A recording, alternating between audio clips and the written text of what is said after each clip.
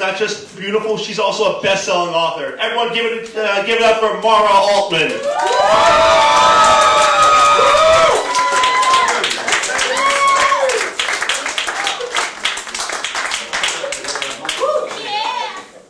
My parents are so open about their love life to the point that it can get uncomfortable. Like, the last time I visited them, my mom was like, oh, can you get some stuff at the grocery store? Like bread, you know, milk and lube. Really, Mom? Lube? She looked at me with that face. She's like, you know your father. He loves to crush pussy.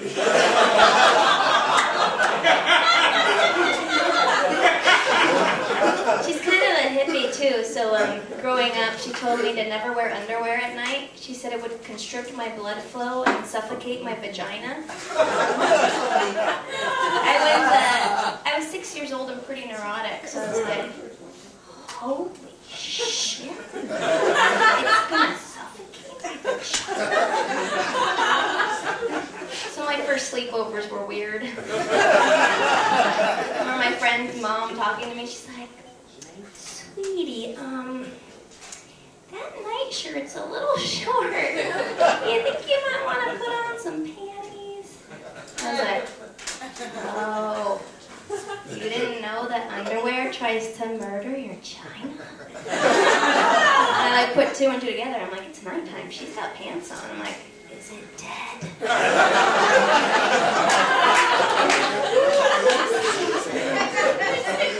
The next time I came over, all her dining room chairs were wrapped in plastic. I was probably the only kid in high school whose parents were disappointed that their daughter didn't have sex sooner. They'd let my boyfriend spend the night, and my mom would be like, so did you do it yet? Did you do it? And I was like, no. She's like, oh, you still have your hymen. That's okay. Lots of people have their hymen. She thought that was like a tooth that wouldn't come out. She's like, it just takes time. I just don't want you to think you're weird because you still have your hymen. My first boyfriend actually refused to have sex with me. I found out at my high school reunion that after he spent the night, my dad was slipping him condoms at the breakfast table. It's like high school kids don't want what they can have, you know? It makes them very skeptical. It's like, if I'm allowed to have that pussy, that must not be good pussy.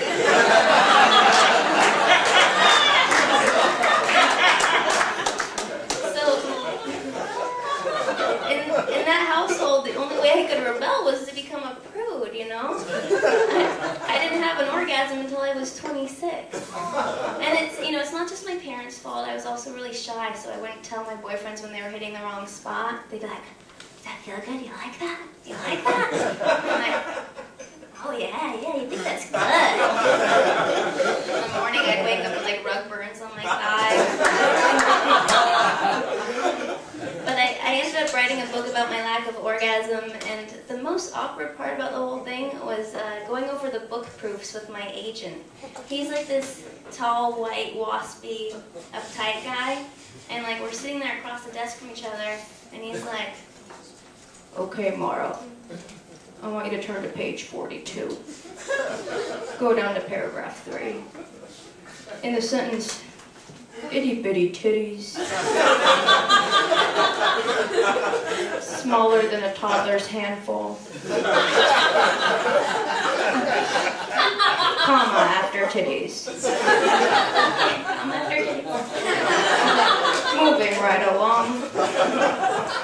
Page 84. Paragraph 2.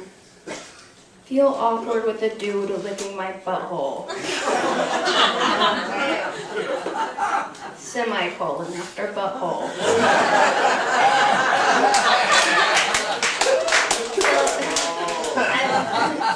I've gotten more comfortable with stuff over time, you know, but my mom still tells me too much. Like, she called me last week and she's like, Laura, you know when you have so much sex, you get urinary tract infections? I was like, no, that's disgusting. But then there was this other part of me that was pretty new. I got kind of insecure. I was like, why don't I have urinary tract infections? I been doing sex wrong? You know, I'm still kind of uptight, so if like you ever heard me and my husband having sex, you would think I was getting my back scratched. I'm like, right. Left. A little more right. Up. Lighter. You got it. Thank you. But since my mom said that thing about infections, I got kind of competitive. And so the last time we had sex, I tried to let go a little bit more and have some dirty talk. And so I was like, give it to me. That's right. That feels good. Give me a UTI in my pussy. Do it like you want to make my pee burn.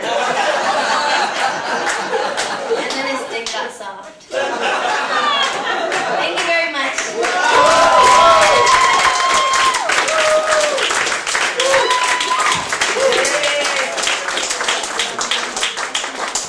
One more time for Mayor Altman. Come on.